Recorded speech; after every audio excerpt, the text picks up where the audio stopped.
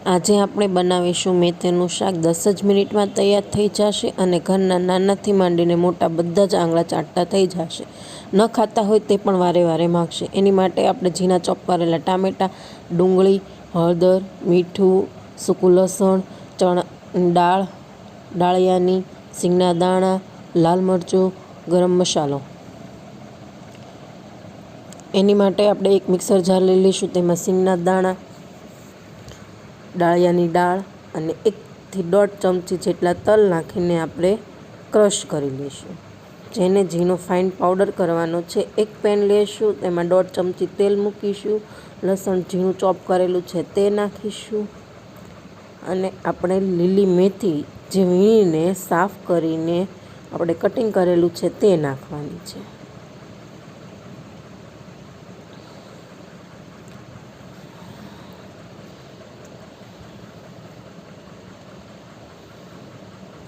હું અત્યારે 2 જણા માટેની જ રસોઈ બનાવી રહી છું। તમે જેટલા વ્યક્તિ હોય તે પ્રમાણે તમે બનાવી શકો છો અને તે પ્રમાણે તમે ઇન્ગ્રીડિયન્ટ્સ પણ વધારી શકો છો। હું મીઠું નાખીશ, જેનાથી મેથી ફટાફટ ચડી જાય।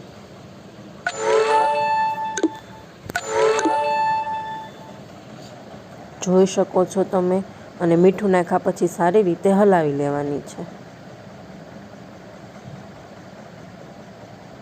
અને ઢાંકીને 5 મિનિટ માટે ચડવા દઈશું।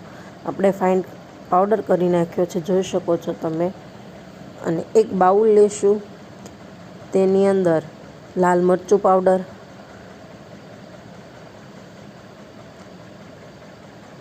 હળદર પાવડર, ગરમ મસાલો, મીઠું, હિંગ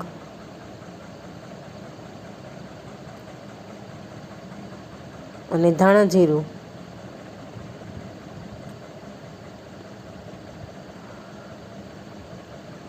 અને થોડું એવું પાણી નાખીને આપણે પેસ્ટ બનાવી લઈશું।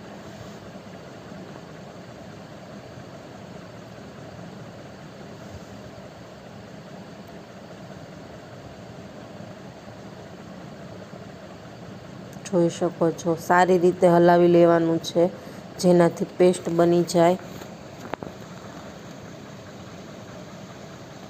એક પેન લઈશું, તેમાં તેલ નાખીશું,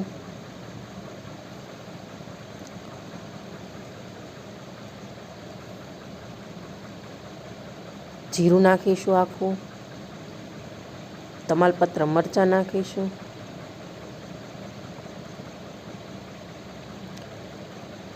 લસણની પેસ્ટ નાખીશું જે મેં ખાંડીને રાખેલી હતી તે, ડુંગળી ને સારી રીતે મિક્સ કરી લઈશું।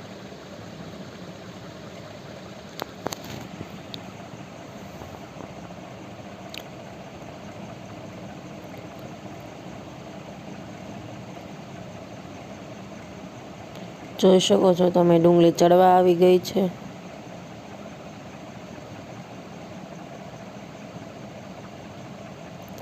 હવે આપણે જે મિક્સરમાં ગ્રાઇન્ડ કરેલો પાવડર હતો એ 1.5 ચમચીથી 2 ચમચી સુધીનો નાખીશું। જેવી તમારે ગ્રેવી જોઈતી હોય તેવું કરવાનું છે, એટલે એ પ્રમાણે પાવડર નાખી શકાય।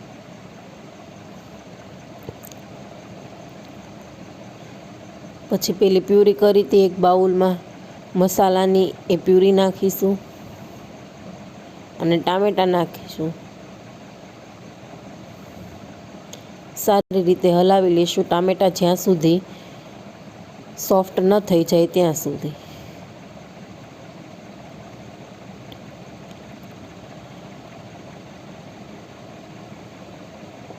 ને પાણી નાખીને ચડવા દઈશું। જોઈ શકો છો ટામેટાં પણ સોફ્ટ થઈ ગયા છે।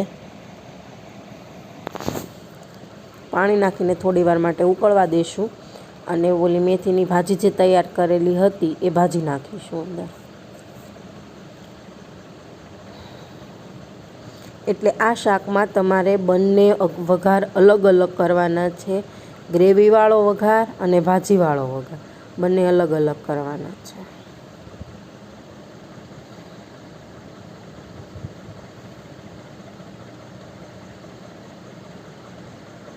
સારી રીતે ઉકળવા દઈશું, એટલે ઘટ થઈ જાય, મસાલા બધા ચડી જાય અને આપણે પીઝાનો બાપ એવો બાજરાનો રોટલો બનાવીશું.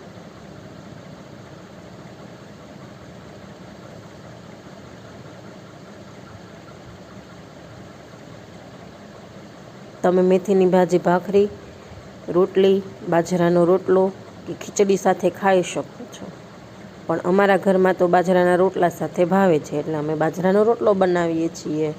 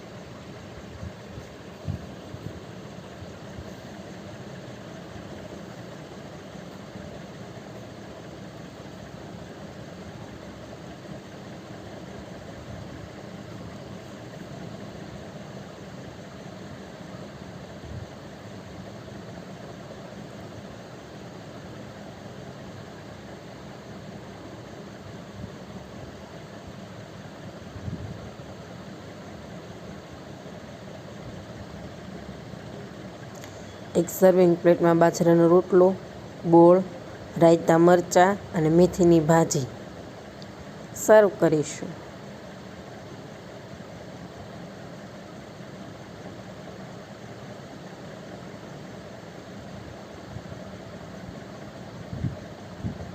આવી રીતે મેથીની ભાજી બનાવીશું ને તો ઘરમાં નાનાથી મોટા બધા જ આંગળા ચાટીને ખાશે